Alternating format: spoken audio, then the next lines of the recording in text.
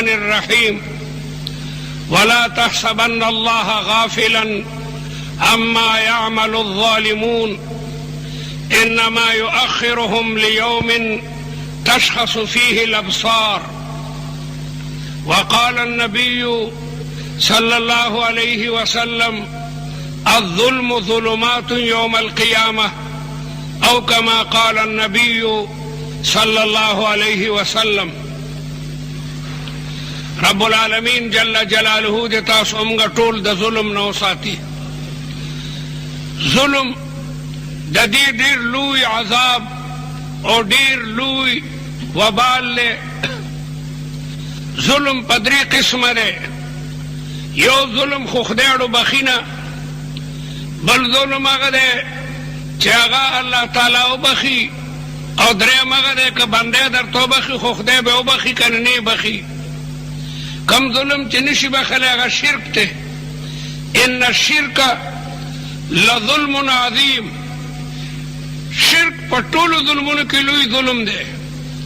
شرک دې ته وایي چې یو سړی د الله تعالی سره د الله تعالی نه ما سوا شریک کوي. په عبادت کې د الله تعالی سره نور څیزونه هم شریکوي، دې ته شرک وایي. الله تبارک و تعالی وحده لا شریک دی، هغه معبود برحق دی. عبادت په یوازې رب العالمین جل جلاله ته کوي. سجده د الله نه ما سوا بل چاته نشته. پیغمبر علیه السلام وایي که سجده د الله تعالی نه ما سوا نور چاته هم وی نو ما به ښځې ته ویلو چې خاوند ته سجده کوه. د خاوند په ښځه باندې د حد نه زیات حق دی، لیکن سجده د الله نه ما سوا بل چا دپاره نشته. بعض خلک غلطي قبرونو ته سجدې کوي. د دې نه خلک منع کوي، خپل هم ځان ساتئ او خلک هم دې نه منع کوي. موږ لمونځ کې روزانه د خدای سره دا وعده کوو ایاک نعبدو، خدای موږ خاص کر ستا عبادت به کوو، د بل چا عبادت به نه کوو. مشرکانو د الله تعالی سره بوتان هم شریک کړي، بوتانو ته سجدې کوي. د بوتانو نه مرادونه غواړي، مراد به د الله نه غواړي. که اولاد دی د الله نه به غواړي چې خدای ما ته اولاد راکړي. که بیماری ده صحت به د الله نه غواړي، خدای ما ته صحت راکړي. یو ما تحت الاسباب څیزونه دي، خیر دی، هلکه ما ته لږ اوبه راکړه، ما ته ډوډۍ راکړه، دا بل شی دی. لیکن فوق الاسباب د هغې سوال د الله نه ما سوا بل چا نه ناروا دی. نو شرک الله تعالی قطعا نه بخي.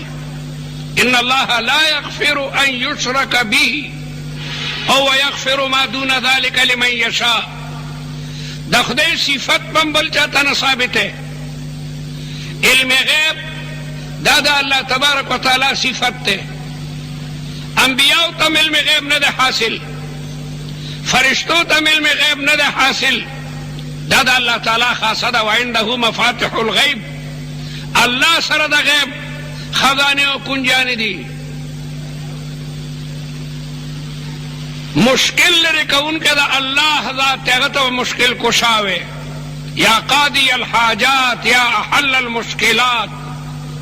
تکالیف دا رب العالمین جل جلاله لرکي. نو دا شرک ډیر خطرناک دی. دې ته ظلم وایي. دا ظلم دا په ظلمونو کې لوی ظلم دی. او دویم ظلم دا دی چې یو سړی د الله تعالی حق ادا نه کړي، مونځ ته نه لاړو، په غلطۍ روژه ماته که، الله دا بخي چې بنده توبه وباسي الله یې وبخي. التائب من الذنب کمن لا ذنب له. یو سړي نه غلطي وشوه، توبه یې وویسته، الله تعالی توبه قبوله کړي. او دریم ظلم هغه دی چې هغه که درته بنده بخي خو الله به وبخي، که بنده درته نه بخي خدای هم نه بخي. یو سړي دی یو سړي ځمکه لاندې که، یو سړي دی یو سړي پیسې لاندې کړي، تر څو چې ده دا حق ادا کړی نی، یا دا چې هغه سړی ورته وبخي چې هلکه ظلم دې کړی ما درته خیر دی وبخل نو الله یې هله بخي. نو ظلمات یوم القیامه دا د قیامت پر ورځ به تورې تیارې وي. الله تبارک وتعالی وایي زه د ظالمانو د ظلم نه غافله نیمه ولا تحسبن الله غافلا. ګمان مه کوه چې الله تعالی د ظالمانو د ظلم نه غافله دی، هغه ته پته نه لګي. انما یؤخرهم لیوم تشخص فیه الابصار. الله به د ظالم نه انتقام علي په داسې ورځ چې هغه به ډېره خطرناکه راځي، هغه به د قیامت راځي.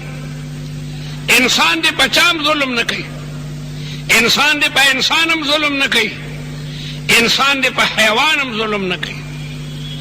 منع راغلی ده څاروی به په مخ او په سر او په سترګو نه وي، دې نه منع راغلی ده.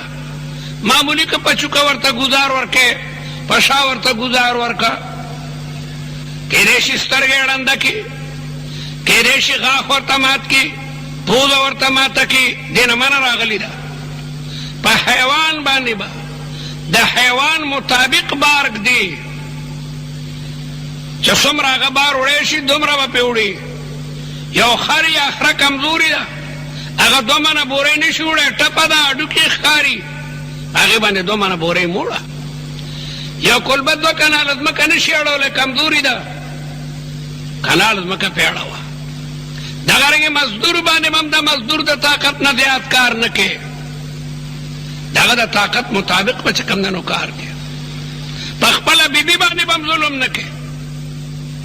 واده دې کړی دی، هغې ته نان او نفقه نه راړي، هغې ته جامه نه راړي، اوچ پوچې بې وجې وهي، دا ظلم دی. دا ظلم تورې تیرې دي، تورې تیرې دي، په چا به هم ظلم نه کوي. کتاب لیکي چې یو سړي مې نیولې ده د سیند په غاړه، او د پولیس والے یو سړی ورغی چې هلکه دا مې ما ته وبخه. هغه وی زه په خپله غریب یم، میان ونیسم، بیا بازار کې خرڅ کړم، بچو ته پې وړه راړم، بیا هغه ورته په ما یې خرڅ کوي، ته ما نه ارزانه لي. سپایي سره چوکه وی او 2-3 چوکې ووالو، په زور یې ته هغه مه یې وشو کولو.